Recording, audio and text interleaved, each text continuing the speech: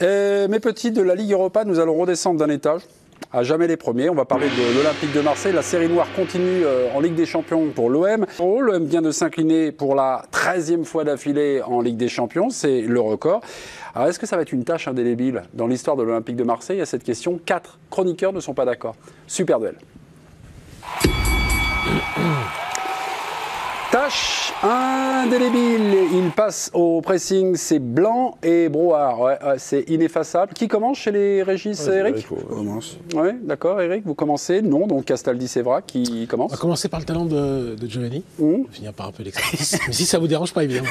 Ça marche à chaque fois. Ça ne me dérange pas du tout. Est-ce une tâche indélébile dans l'histoire de l'OM? Oui, répond Eric Blanc. Ben oui, parce que passer du champion project et droit au but, droit au cimetière, au Père-Lachaise, c'est compliqué pour un grand club qu'est l'OM. Aujourd'hui, c'est une génération qu'on retiendra, je dirais, de désastre. C'est un sinistre. 13, c'est pas terminé, ça peut être 15. 0 but marqué cette année en Ligue des Champions. Et c'est une génération qui n'aura rien gagné. Alors, elle sera allée peut-être en finale de la Ligue Europa. Je parle des 5 dernières années, pas du dernier titre, parce que Mandanda était peut-être dedans. Et puis, pour les supporters de l'OM, c'est insoutenable, c'est incroyable d'en arriver là. Le talent de Giovanni Castaldi est réquisitionné pour le Nant.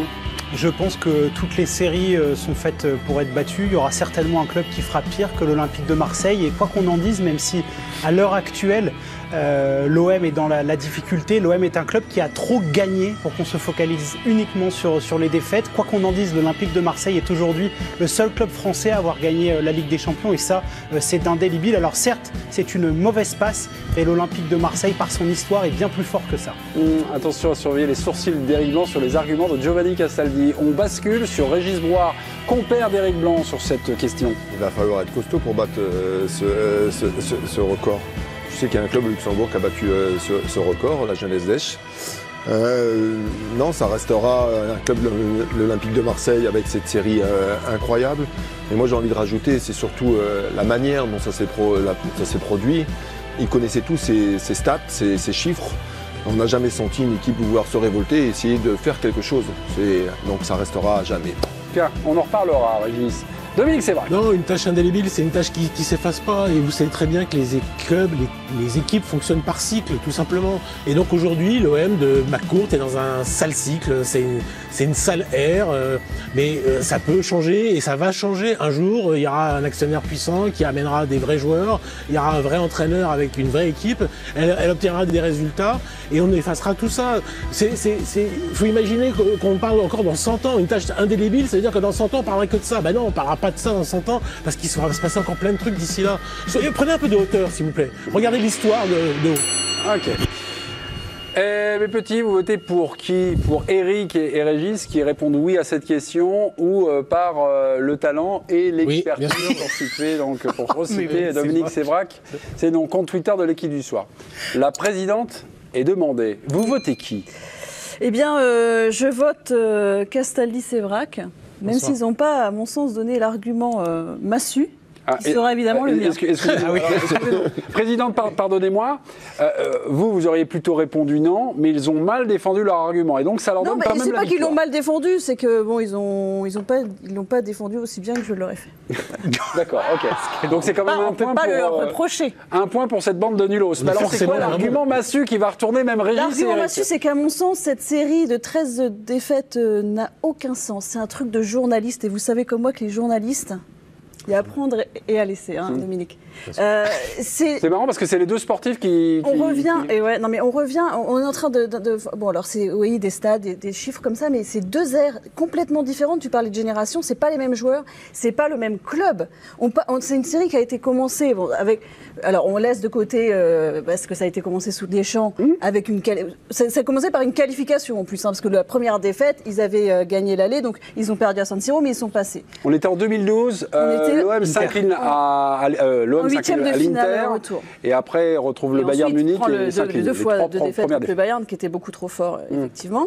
Ensuite, il y a la fameuse campagne de Bopp à 0 points, ça d'accord, mais c'était un autre président, un autre actionnaire, un autre propriétaire, une autre équipe.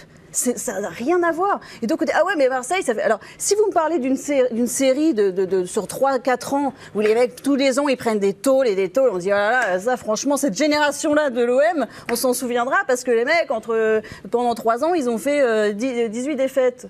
Mais là, on est en train de rattacher un peu artificiellement, à mon sens, 2 époques qui n'ont pas grand-chose à voir. 3 même.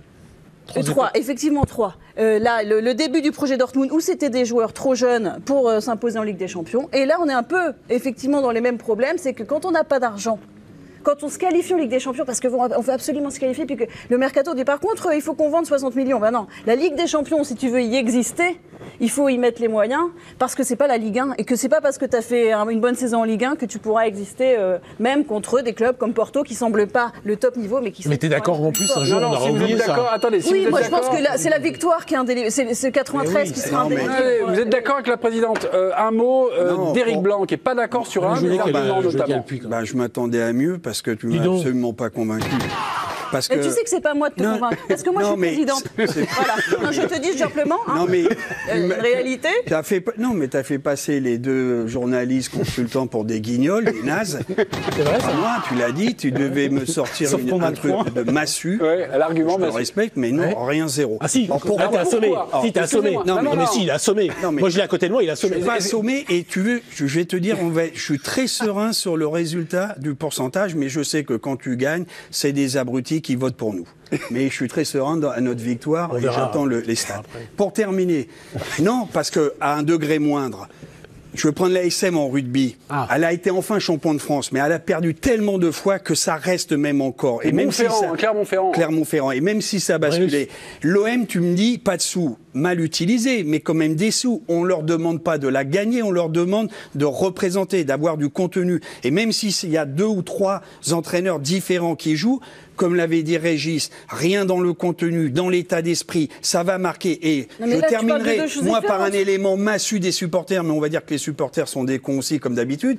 Ils marquaient, on veut des combattants, on veut pas des chèvres. Et on a eu des ânes. À la Mais non, fin. mais ça, Donc, tu moi, parles de 2 moi, je choses suis pas différentes. Marseillais, mais je peux te dire que quand je vois l'état de délabrement de cette équipe, même si tu me dis, c'est pas la même génération, Mais non, mais ça là, a tu parles bougé. de- Eric, tu t'en c'est le fous. club. Eric, C'est le, Eric, tu t'en le fous. club, ça sera une Tu t'en tâche. fous, Eric. Pour le Mais non, club, tu ça me dis sera qu'ils ont fait une tâche. campagne désastreuse. Voilà. Merci, C'est tout. ouais, effectivement. Non, mais Cette saison, depuis 0 but, mais non, 0 depuis points, 8 c'est ans. terrible. Et quand tu me dis l'argument, ah oui, mais il faut quand même se qualifier. Oui, il faut être 2e ou 3e pour participer à la Ligue des Champions. Mais on leur demande après d'exister. Bah, c'est ce que je- Et c'est aujourd'hui, exactement je suis ce que j'ai désolé de te dire, pour moi, c'est désolant. C'est en fait, désolant. il a pas Mais Eric, écouté, Eric, c'est tu mon t'en Et fous. ça laisse une Dommage. tâche. Eric, tu t'en Et c'est fous. pas fini l'histoire. Mais Ce Eric, n'est pas fini. Eric, tu Mélissande. t'enfonces parce que tu es en train de Non, parler je du m'enfonce pas contenu. du tout. Oui, c'est le contenu. Ouais, je peux te Mais si dire, tu es non, en train de parler du contenu. Alors s'il y a bien Non, un truc, s'il y a bien non. un truc qu'on va encore plus oublier que les 13 défaites, c'est le contenu. Dans 10 ans, dans 20 ans, on se rappellera pas qu'ils ont pris des tôles contre Porto. Il y a des Mais non, mecs t'es en qui train de me parler s'étonnent de- des sportifs que Mais non, pendant tu n'arrives pas à prendre de la hauteur. Mais non, mais arrête ta hauteur.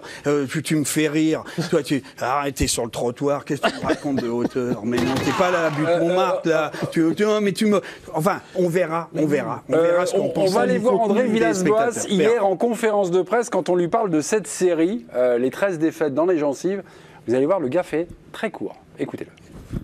On ne peut pas faire rien sur les 13 défaites, sont déjà là, marquées. Je peux faire rien. Disons, s'il fait très court, bon, c'est pas très agréable de commenter. En plus, c'est vrai qu'il n'était pas là au début de saison. Et est-ce qu'il pense que ça peut avoir un impact sur la saison actuelle? Forcément, non, mais au-delà de la série des 13 défaites, quand vous faites une campagne de Ligue des Champions qui était attendue par le vestiaire quand même, et que après ça commence comme ça, enfin ça commence d'ailleurs, c'est déjà fini, où il n'existe pas, où on n'a rien vu, ouais, moralement, le vestiaire forcément il est atteint.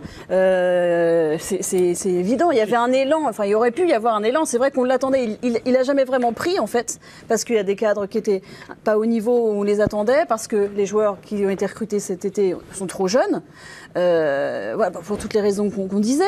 Mais oui, ça peut évidemment atteindre le vestiaire. Maintenant, lui, la priorité, ça va être de remobiliser le groupe pour la Ligue 1, puisque en Ligue 1, ils sont, malgré un jeu, on l'a dit, décevant, ils sont dans les clous, voire plus que dans les clous, puisqu'ils pourraient être premiers s'ils gagnaient tous leurs matchs en retard. Résultat du duel, mes petits. Résultat du duel, j'ai pas eu le temps d'avoir ma conversation avec mon Régis que je voulais. C'est les impératifs du direct. Blanc-Broire 79, 21, Castaldi, Sévrac. Je te félicite, je félicite les gens aussi. Je les respecte, les gens. On file en Argentine. On file en Argentine au lendemain de la disparition de Diego Maradona à 60 ans. Notre correspondant à Buenos Aires, Georges Quirino, généralement vous le voyez à l'image. Là, c'est un petit peu chaud, il se planque. La liaison sera assurée par téléphone. Alors, Georges, bonsoir. Vous êtes où actuellement? Qu'est-ce qui se passe autour de vous? Resituez-nous et resituez-vous. Ouais, vous entendez peut-être les sirènes derrière moi. Là, je suis dans une des rues adjacentes à la Casa Rosada, où dans la dernière heure, véritablement, on a vécu des scènes de chaos total, et je pense que c'est pas terminé parce qu'on voit les dispositifs de sécurité qui sont en train de se rapprocher de la foule. Qu'est-ce qui s'est passé? Je vais essayer de reprendre mon calme aussi parce que c'était un petit peu chaud, je vais pas vous le cacher. Il y a eu un mouvement de foule. Il y a une heure environ, alors que les grilles de la Casa Rosada se sont brusquement refermées devant la foule. Alors visiblement, de ce que j'ai pu comprendre avec les quelques témoignages que j'ai recueillis, c'est parce que la vice-présidente Cristina Kirchner est arrivée pour des raisons de sécurité. Les grilles ont été fermées, sauf que cela a causé de la confusion, de l'incompréhension de la part des nombreux Argentins. Ils étaient des milliers amassés véritablement devant les grilles, et ça a créé un mouvement de foule énorme, incontrôlable. Les forces de l'ordre ont perdu le contrôle pour essayer de retrouver la situation. Des gaz lacrymogènes ont été tirés. On a vu des gamins de 5-6 ans, des personnes âgées de 60 ans, les yeux rougis, pénétrés en panique à l'intérieur de la Casa Rosada du palais présidentiel. Vous imaginez des situations de chaos où le public est obligé, par exemple, de rentrer à l'Élysée, tellement la situation est problématique. Voilà, la gendarmerie est en train d'être déployée. Le problème, c'est qu'il y a beaucoup de frustration de la part des milliers de personnes qui sont ici sous le soleil de la place de Mai depuis des heures pour espérer voir Diego Armando Maradona, et qui visiblement ne vont pas le voir parce que les grilles ont été refermées, et qu'il y a visiblement l'accès au cercueil et l'hommage à Maradona va certainement s'arrêter là. On a vu il y a quelques instants, juste avant de prendre l'antenne, j'ai vu au bout, là, parce que j'ai toujours un visuel sur la Casa Rosada, le président argentin Alberto Fernandez et son chef de gouvernement Santiago Fierro appeler au calme, appeler la foule à se calmer. Je ne sais pas comment ça va évoluer ce soir, mais c'est une certitude. Le transfert de Diego Armando Maradona jusqu'au cimetière qui était prévu ce soir va être un petit peu complexe. On évoque déjà une possibilité d'un transfert en hélicoptère. Voilà, vous voyez les images, je les vois en même temps que vous. Vous voyez que les forces de l'ordre arrivent de plus en plus armées. On craint des scènes de répression que l'on a malheureusement souvent vues ici dans l'histoire de l'Argentine, dans des moments un petit peu obscurs, et évidemment des scènes comme ça dans un moment où il y avait presque plus de la joie que de la tristesse, véritablement cet après-midi, de la joie. Allez, de donner un dernier hommage à Diego Armando Maradona. Beaucoup disaient il n'aurait pas voulu qu'on pleure, on va essayer de sourire avec lui une dernière fois. C'est dommage que ça se termine comme ça. Si ça doit se terminer comme ça ce soir, on voit mal comment la situation va pouvoir être vraiment reprise et être sous contrôle et évacuer cette foule de la place de Mai. Georges Quirino, merci beaucoup. On vous retrouve un petit peu plus tard dans la soirée. Merci Georges. Bon courage à vous. C'était synthétique, c'était efficace, c'était du Georges Quirino. On va faire un petit saut de puce du côté de l'autre ville de Diego Armando Maradona, une ville de cœur, c'est à Naples, pour y retrouver Johan Ryu, qui a eu un coup de cœur, Johan, dès l'annonce de la disparition de Diego Armando Maradona. Johan a pris l'avion, est allé absolument voulu voir et voulu vivre un petit peu ce moment historique. Vous êtes où, mon cher Johan? Vous êtes devant le stade San Paolo, bientôt Diego Armando Maradona. Bonsoir, Johan. Bonsoir Olivier.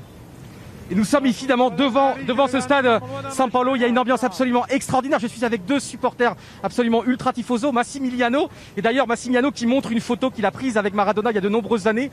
Massimiliano, che cosa è Maradona per lei? Maradona per noi è come un fratello. Maradona pour nous, c'est comme un frère. Lui è venuto qua, si è reso conto quando siamo andati in altri stati d'Italia e abbiamo trovato gli striscioni benvenuti in Italia, lavatevi, e lui ha capito che... Ah oui, c'est-à-dire que lui, il a compris en fait comment on était reçus dans les stades en Italie, où on était mal reçus, où c'était écrit par exemple lavez-vous, bienvenue en Italie. Et donc pour vous, era un orgoglio Maradona. Sì, infatti lui aveva capito che non era solo una vittoria sul campo, ma era un riscatto per noi napoletani. Ah oui, et donc Maradona a compris que c'était pas très important finalement, plus important que la victoire sur le terrain, c'était une victoire par rapport à la société italienne italienne. C'était une victoire finalement, une revanche de la société italienne. Et là, Jenny qui a donc on le voit, hein, qui a un magnifique tatouage. Perché lei si è tatuato Maradona? Pourquoi il s'est tatoué Maradona? Parce que Diego, c'est l'idole. C'est l'homme qui a donné la dignité à cette ville. Il a combattu comme un gladiateur finalement sans armure. E lei è possibile per noi di cantare qualcosa su Maradona? Alors et là ils vont nous chanter quelque chose sur Maradona. Una canzone. Sì. Un Maradona, c'è solo un Maradona, un Maradona, c'è solo un Maradona, un Maradona, c'è solo un Maradona, un Maradona, c'è solo un Maradona. Et voilà Olivier, c'est une ambiance absolument incroyable ici parce que finalement c'est un chagrin d'amour terrible pour ce peuple napolitain, mais c'est aussi une fête et toute la soirée évidemment en deuxième partie d'équipe du soir, on vous montrera évidemment, on fera le tour du stade avec vous, vous montrez les bougies partout. Merci, grazie mille Massimiliano, et ils vont suivre le match ici sans le pouvoir le voir, mais ils feront monter l'ambiance comme si c'était dans le stade. C'est réussi Johan, vous avez bien fait de partir à Naples parce que là c'était un beau moment d'émotion avec les Napolitains. On va marquer une petite pause. Johan, restez en vie, je vous en supplie. Allez, à tout de suite. Inspirons les infos, on va faire un petit saut du côté du LOSC. Oui. Lille-Milan, 4e journée de Ligue Europa, 0-0 à la pause. Le score a-t-il évolué? Absolument. Les Lillois accueillis à froid dès le retour des vestiaires, puisqu'à la 46e minute, c'est Castillejo, l'attaquant espagnol, qui a trompé Mike Maignan. C'était leur première frappe cadrée du match. Et du coup, le LOSC est mené 1-0. Et ils sont en train de se faire doubler par Lille, hein, si le score en reste là. Par Milan, pardon. Oui. Nouvel épisode dans le feuilleton des droits télé. Mediapro attaque Canal+. Ça n'arrête plus. Alors Mediapro, on le rappelle, le principal diffuseur de la Ligue 1 qui négocie toujours pour voir son contrat à la baisse. Ils ont assigné Canal+ en justice. Ils réclament des dommages et intérêts pour abus de position dominante. En gros, la chaîne de Jaume Roures reproche à Canal de tenter de l'évincer du marché des droits télé du foot français, selon l'information L'Équipe. Selon L'Équipe, et puis la Ligue également a pris langue avec Canal+ pour tenter de revendre les droits. C'est ce que nous avait informé Arnaud Herman et Étienne Moati il y a quelques minutes, enfin quelques jours de cela. Et en attendant la fin du confinement, le sport en plein air est à nouveau autorisé.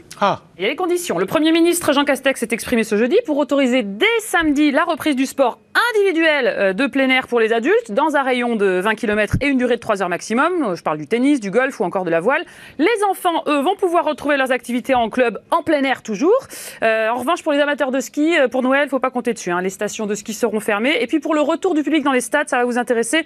Alors si le gouvernement espère un retour des supporters en janvier ou février, la ministre des Sports, Roxana Maracineanu, elle va négocier pour un retour dès le 15 décembre. La décision est entre les mains du Premier ministre, selon ses mots. D'accord. On fait du sport? Vous faites du sport, les copains, ce week-end ou pas? Non, pas du tout. Non. Vélo d'appartement encore. Vélo d'appartement encore? Non. Oui, de la marche, oui. Comment? De la marche. De la marche, de la marche rapide. Bah oui, sportive. 20 km et 3 heures. Ok. Ok, rien d'autre? Ok. Donc non, monsieur rien. Ma question n'a pas trouvé écho. Semaine internationale pour le foot féminin, rugby, basket, hand. Et on commence évidemment, non pas par le sport féminin, mais par le biathlon. C'est la panique en régie. On me dit, je lance sur un truc, quelque chose. On me dit le biathlon, qu'est-ce qu'il y a?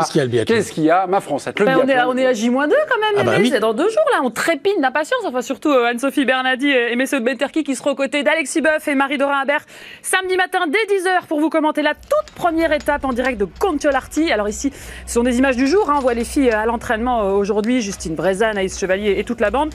Alors il faut vous dire qu'on a quand même eu un petit peu peur ce matin avec un cas positif au Covid-19 au sein de l'équipe de France. Il y a des équipes qui sont parties en quarantaine pour ça. On va tout de suite prendre des nouvelles avec l'homme qui parle aux oreilles des biathlètes, notre envoyé spécial Tanguy Kerouas qui est en direct de Contiolarty. Tanguy, rassurez-nous, est-ce qu'on va bien pouvoir voir les Bleus sur cette première étape de Coupe du Monde?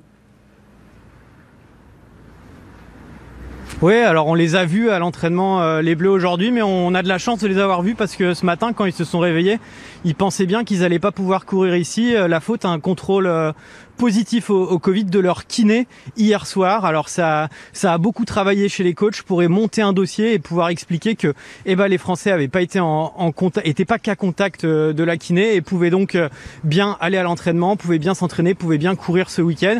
Ça a fait l'objet d'une étude par le gouvernement finlandais et donc oui, l'équipe de France sera bien au départ. Alors attention, ils ont encore un test Covid à faire le matin de la course samedi matin. Merci beaucoup Tanguy. J'avais annoncé un petit peu avant l'équipe de France. Demain, il y a un grand match à Guingamp. Les Bleus de Corinne Diacre face à l'Autriche. Des nouvelles du front, France ? Ouais, les femmes qui étaient réunies, on le rappelle, depuis lundi pour préparer leurs 2 derniers matchs éliminatoires de l'Euro 2022. Les Bleus de Corinne Diacre, vous le savez, affronteront d'abord l'Autriche demain, un match décisif avant le Kazakhstan mardi. Les tricolores ont quitté hier Clairefontaine et rejoint Saint-Brieuc dans les Côtes-d'Armor. Elles ont pu discuter entre elles cette semaine pour essayer d'apaiser le climat, les tensions avec leur sélectionneur Corinne Diacre. Ah, jolie lecture. Vous voyez, dans l'avion, on lit le livre de Martin Fourcade avant la reprise du biathlon, c'est très bien. Bref, on essaie de se remobiliser et d'oublier les tensions en vue des matchs qui arrivent. Sachez juste qu'une nouvelle joueuse a encore rejoint les filles hier. C'est Oriane Jean-François qui vient remplacer Viviane Asseyi, la joueuse du Bayern blessée à la cuisse. Ça commence à faire pas mal d'absentes pour ce grand rendez-vous. Voilà, si on lit le livre de Martin Fourcade, c'est peut-être pour améliorer son tir à la carabine. Bonjour, l'ambiance. Demain, c'est un grand match quand même, non ? Demain, vous allez regarder ou pas ? Il y a quelque chose quand même qui va se tramer. Ça devient intéressant ou pas ? Je pourrais pas parce qu'il y a Strasbourg-Rennes à suivre. Je travaille dessus personnellement, mais sinon, j'aurais regardé avec grand plaisir. Tu vas l'enregistrer de toute façon. Tu l'enregistres pour le regarder dans la foulée. De toute façon, tu lâcheras pas. Tu vas pas t'en tirer comme ça. Là, je suis vraiment. Non, mais de toute façon, c'est toujours intéressant. C'est toujours intéressant. Pourquoi vous dites ça devient intéressant par au contexte ? Mais c'est souvent intéressant l'équipe de France féminine. Voilà. Donc mais c'est intéressant de par le contexte. Oui, mais c'est pas. Tu vas pas voir par les attitudes. Elles vont pas se cracher dessus. Quoi qu'on en dise, le climat actuel de l'équipe de France rend ce match. Il y a une saveur particulière parce qu'il y a plein de choses qui peuvent se passer. Quoi qu'on en dise, les attitudes seront scrutées. S'il y a une défaite, ça n'aura pas la même caisse de résonance. On regarde pas le sport. Il y a un contexte qui est incroyable. Quand ça bastonne, t'es d'accord, Gio ? Comment ? On ne regarde pas des matchs uniquement quand ça bastonne. Tu vas pas regarder le prochain match du PSG parce que tu vois, il est devenu fou. Mais non, mais oui, mais quelque part, ce climat-là va attirer certaines personnes parce que tout le monde, c'est peut-être de la mauvaise publicité, mais ça fait quand même de la publicité au foot féminin et tout le monde a envie de voir ce qui se passe, Corinne Diacre, etc. Il y a quand même eu une affaire autour de ça. Dans quelques minutes, nous recevrons un invité particulier, c'est Omar Da Fonseca qui nous évoquera ses souvenirs de Diego Maradona. Les gars, si vous avez, les gars, la présidente, si vous avez des questions à poser à Omar, ce sera le moment. On marque une pause. Dans quelques minutes, Omar Da Fonseca nous parle de son Maradona. A tout de suite. Mes amis Eric Blanc, Dominique Sévrac, Régis Brouard, Giovanni Castaldi et la présidente Mélisande Gomez. Une courte info de France Piron au sujet de l'Olympique Lyonnais. Qu'est-ce qui se passe à Lyon, France ? C'est assez surprenant. Oussama Aouar qui vient d'être sanctionné par le club lyonnais, c'est une première. Le joueur a refusé d'effectuer un travail physique, c'était après le match à Angers dimanche, sous prétexte que l'état du terrain ne lui convenait pas. Bref, sanction, il a été écarté du prochain match face à Reims dimanche. Décision prise par l'adjoint de Rudy Garcia, Vincent Pogno et Juninho. Merci France. À la mort hier, l'annonce de la disparition de Diego Maradona. Tout de suite, mes pensées sont dirigées vers le plus français des Argentins. C'est Omar Da Fonseca qui fait le bonheur des téléspectateurs pour la belle chaîne beIN Sport. Nous sommes en contact avec Omar Da Fonseca. On va lui dire un bonsoir en chœur, ok ? 1, 2, 3. Bonsoir. Ça va Omar ? Bonsoir. Merci beaucoup, merci. Qu'est-ce qu'il est beau ? On a besoin en ce moment un peu de souvenirs et de bien s'accueillir. Omar, on est bouleversé par les images depuis le début de la journée. Le cercueil de Maradona est exposé donc à la Casa Rosada, l'Élysée donc de Buenos Aires, voilà. La procession est ininterrompue depuis quelques minutes, depuis une demi-heure, une heure. Cette procession a été interrompue. On a appris qu'il y avait des policiers, des forces qui avaient commencé à charger. Est-ce que vous avez une réaction alors par rapport à cette journée à la fois magnifique et violente? Est-ce que c'était malheureusement un résumé de ce pays, l'Argentine? Oui, il y a un côté toujours inexplicable de qu'on puisse s'attarder à dire que c'est un moment de tristesse, d'union avec le peuple argentin, et en même temps, c'était plus ou moins présagé par quelques-uns, parce que soi-disant que l'organisation était assez précaire, que la manière qu'ils voulaient que les gens puissent venir, c'était avec pas beaucoup de mesures, de contrôles. Et l'Argentine vit en ce moment, après le confinement, pendant le confinement, une situation encore plus délicate économiquement et sociale. Et donc, ça ne m'étonne pas parce que l'Argentin est facilement à dépasser les règles. Et après, on voit des incidents qui rendent encore beaucoup plus tristes et désolants que la disparition de Maradona. Et vous avez voulu nous parler de 3 moments de Maradona. Vous étiez en contact avec l'un de nos assistants, Leroy, que je salue. Et alors, à chaque fois, je vais vous nommer les moments sélectionnés. Ma question, ça va être à chaque fois pourquoi. Vous avez voulu nous parler de la première saison à Naples de Diego Maradona en 1984. Pourquoi, Omar? Parce que d'abord, il a un peu voulu trouver ce défi d'aller dans une équipe où ils lui ont raconté que était populaire, parce qu'il a quitté Boca Juniors. Il faut savoir que Boca Juniors, c'est le fanatisme dans l'extrême, un côté vraiment où les gens ils sont très proches de l'équipe de Boca. Et il s'est donné les moyens d'aller à Naples suite à le semi-échec de Barcelone. Et après, il est rentré très vite dans cette division entre le nord de l'Italie, le sud, les forts, les faibles, etc. Quelques critères que lui, il aimait. C'était quelqu'un qui avait besoin un peu de se nourrir d'une espèce de confrontation, des défis, des provoques aussi. Et quelque part, il a réussi. Je me souviens qu'un jour, il avait battu la Juve. Il avait dit « j'ai tué le mythe » parce que il a voulu aussi incarner cette division qui existait en Italie, qui était beaucoup plus prononcée à l'époque. Donc, c'était encore un caractère de Maradona à l'époque. Autre moment que vous avez voulu mettre en lumière, c'est le Ballon d'Or d'honneur de France Football en 1995. Pourquoi ? Parce que plusieurs fois, je l'ai entendu dire le règlement à l'époque, les joueurs non européens, ils n'avaient pas le droit de l'obtenir. Et lui, il était frustré. Je l'avais côtoyé 2 ou 3 fois. Il s'est moqué en disant j'aurais pu en avoir 10 si cette règle n'existait pas. Et donc, quand d'abord j'ai participé à la soirée, j'étais le chercher. On avait été après dans un nightclub très connu par la suite. Et il a été fier, et, il a été touché. Donc tout le Maradona qui représentait, il savait que cet objet, même s'il était froid, parce que je vois c'était l'hiver, et ça représentait, ça le mettait dans une espèce de condition où il avait cette reconnaissance de l'Europe et qu'il en avait vraiment besoin. Et ça m'avait marqué parce que c'était plutôt mignon de sa part. Dominique Sévrac veut vous poser une question. Omar, bonsoir, je vais te demander de te fâcher avec une partie du peuple argentin. Alors, quel est le plus grand joueur de tous les temps? Diego ou Lionel Messi? Je l'ai déjà expliqué, je suis mal positionné parce que je suis de la génération de Maradona. J'ai grandi avec Maradona, je me suis embrassé, j'étais émerveillé par Diego. J'ai crié je ne sais pas combien de buts. Mon grand-père, ils nous ont, je garde le souvenir de ma famille, en dehors bien sûr que la gravité appartient à sa famille, à ses amis proches, mais moi Maradona, j'ai joué avec lui, contre lui, j'ai fait une équipe nationale junior, et puis faire ce qu'il faisait Maradona dans la qualité intrinsèque de footballeur. Il faut savoir que lui, je l'ai vu à la mi-temps des matchs contre Argentino Junior jouer. Il faisait des petits spectacles. Et lui, il rentrait pour faire des jonglages. Il faisait des jonglages avec un ballon de foot, avec un ballon plus petit, et même avec une orange.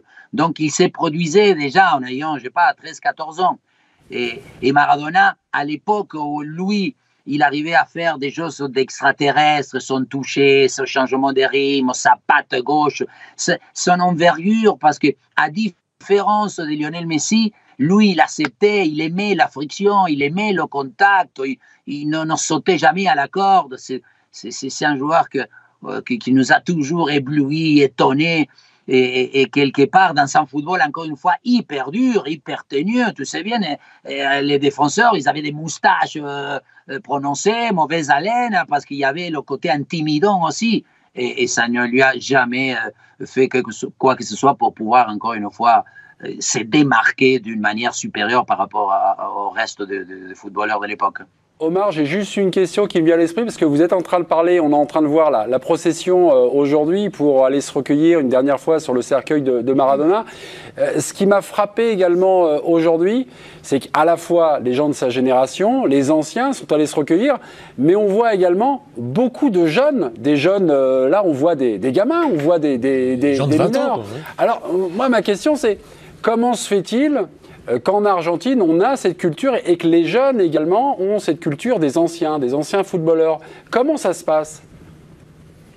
Parce qu'en plus, lui, il a incarné les Argentins, l'Argentine. Et en Argentine, c'est vraiment un icône, c'est un élu.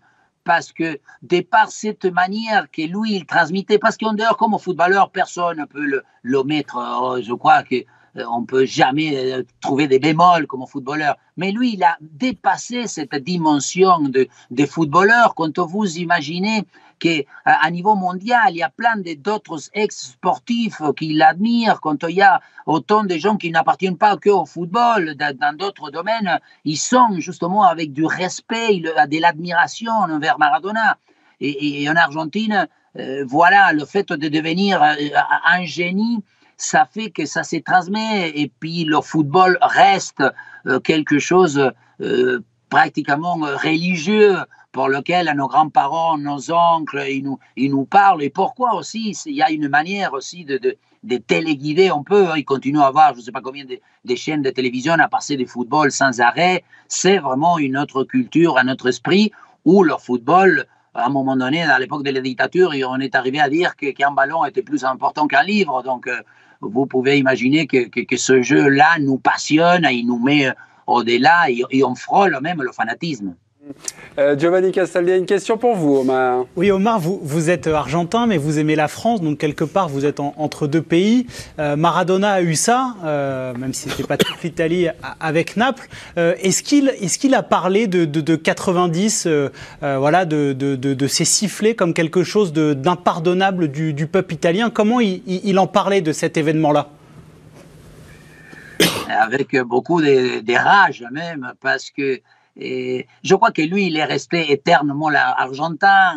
C'est vraiment, je disais tout à l'heure, il incarne l'Argentin, mais il a été toujours très patriote, il a toujours été concerné. Je ne sais pas si vous vous souvenez, quand même il y a le rugby qui jouait les Pumas, quand le basket, on a battu les Américains, quand on a gagné la Copa Davis, etc. Il a toujours présenté l'Argentine, et c'est pour cette raison aussi qu'il a créé. C'est quelqu'un qui a donné avec tout cet excès, plein de choses pas très moralistes, et il a donné une espèce d'unanimité. Personne ne peut oser dire ou être contre Maradona. C'est quelque chose que ne peut pas être accepté.